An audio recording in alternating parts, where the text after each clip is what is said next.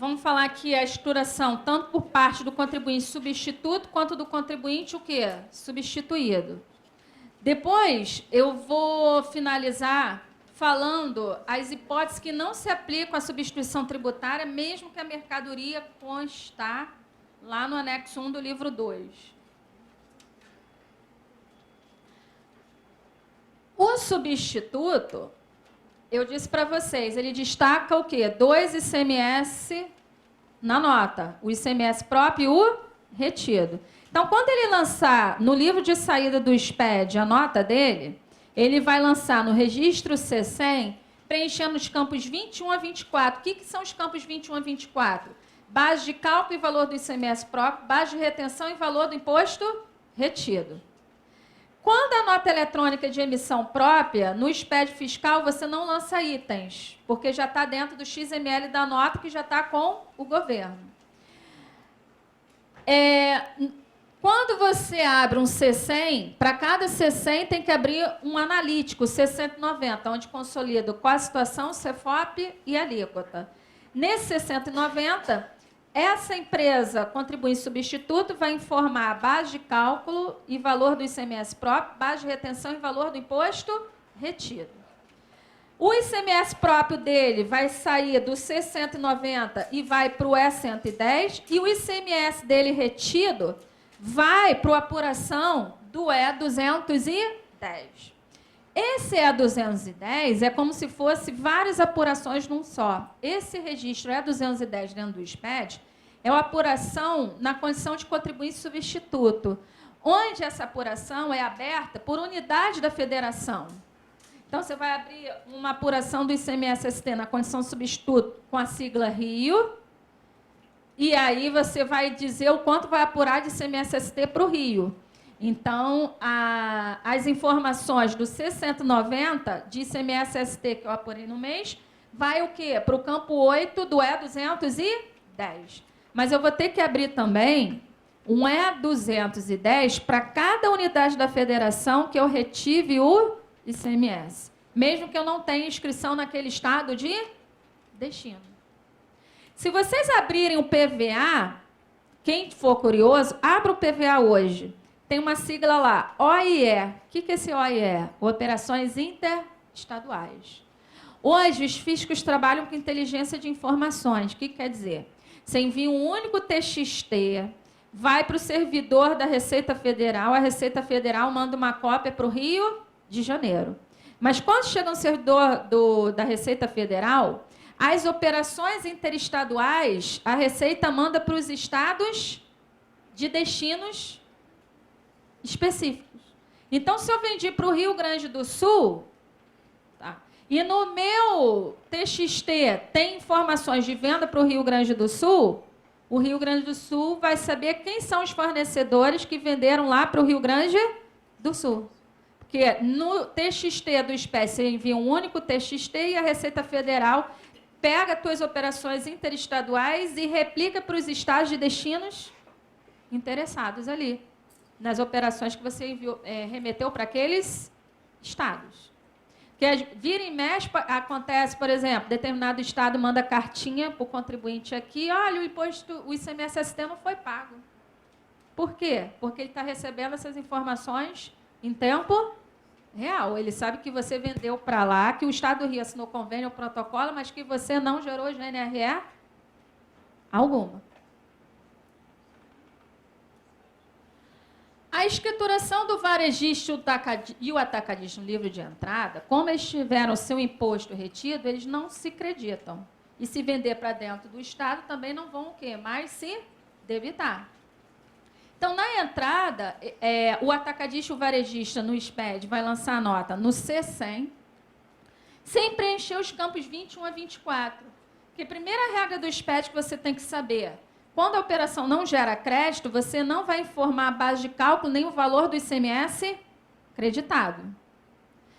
Só que nas entradas, no SPED, é obrigada você informar os itens, e os itens você informa no registro C170. Eu acabei de dizer para vocês que quando a nota eletrônica é de emissão própria, não há necessidade de informar os itens no SPED. Mas quando a nota é emitida pelo fornecedor e você lança um livro de entrada, o SPED te pede o registro C170, que são os itens que constam na nota. Então, você vai lançar a nota no C100, vai abrir o registro filho C170, só que o SPED é na sua visão. Quando o fornecedor emitiu a nota, emitiu com a situação 10, na condição de contribuinte substituto. Você não pode copiar esse código 10. Você tem que... Essa é a dificuldade do SPED. Na entrada, você tem que parametrizar na sua visão. Se você é substituído e não tem direito a se creditar, você tem que parametrizar lá no 670 com qual situação 60. Quando você parametriza com qual situação 60, o SPED não vai te pedir nem base de cálculo, nem valor do ICMS creditado, nem base de retenção, nem valor do imposto, o quê? Retido. O que às vezes muito ocorre no erro, no histórico de contabilidade? Não parametriza, puxa igualzinho que está no 10 e acaba levando informações para a apuração do ICMS-ST como se você tivesse crédito de ICMS-ST, sendo que você é apenas um contribuinte substituído, porque não fez a parametrização na entrada. Na entrada, você tem que parametrizar com CFOPs de entrada e também tem que parametrizar com a situação tributária. Lembra do... Outra coisa também. O pessoal que faz lançamentos de SPED só olha para o guia da FD, ICMS-PI. Guia esse que está lá no site do SPED. Esse guia traz orientações gerais. Mas se você pegar o artigo 11, anexo 7 da Resolução 720... O artigo 11 diz assim, quando você fizer o SPED, você tem que olhar para o guia do SPED, para as regras da escrituração dos livros previsto no regulamento do ICMS para livros de papel, no que for compatível. E você tem que olhar para a tabela constante no anexo 7 dessa resolução 720. Essa tabela, gente, são as regras de lançamentos que o fisco do Estado do Rio quer que você faça para determinadas operações e situações. Se você pegar essa tabela, tem regras de lançamentos que o fisco introduziu no ano 2014, outras em 2015. E ninguém está vendo isso. Se você pegar lá em 2014, tem uma regra de lançamento, aí eu acho que é a partir de maio de 2014, não me recordo, dizendo assim, olha, você substituído que teve o imposto retido, você vai informar esse imposto retido, vai declarar no C197. Então, antes dessa introdução dessa obrigação, você substituído só lançava a nota do fornecedor no C100, no 670 itens e no 690 o analítico. Você não era obrigado a informar a base de retenção e o valor do imposto retido. Com essa tabela, a partir de 2000, eu não sei se, eu acho que foi 2014, ela exige que você, para cada C100, você abra um C197. Para cada nota, você tem que declarar a base de retenção que está naquela nota e o valor do imposto retido que está destacado naquela nota.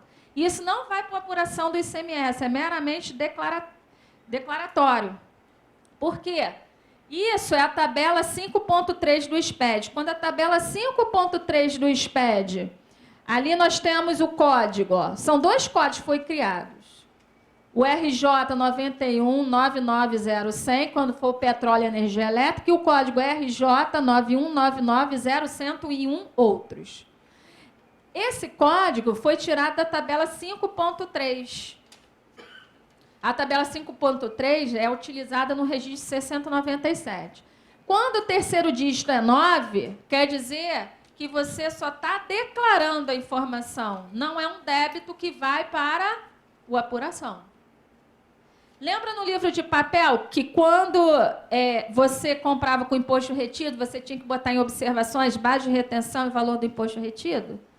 Então, agora é nesse 697. Mas isso passou a ser obrigatório através da tabela, aí você tem que ver a partir de que data que consta lá na tabela, seria o inciso 18 dessa tabela anexa ao anexo 7, parte 2 da resolução 720. Então, os profissionais que trabalham nessa área fiscal, o que eu tenho visto? Só olham para o guia do SPED, não estão olhando para essas regras dessa tabela. São portarias que o Estado publica, atualizando essa tabela. Já tem lá 20 tantos incisos lá com regras específicas de lançamentos que o Estado quer que você acrescente no SPED, que não está prevista lá no guia do SPED. Na saída, a mesma coisa. Tanto o atacadista e varejista vai lançar a nota no C100, sem informar os campos 21 a 24, que é o valor do ICMS próprio ou retido, não informa. E no C190 ele vai colocar com a situação 60, que é puxado o XML na hora que sai com a mercadoria. Operações interestaduais vai ser o próximo módulo.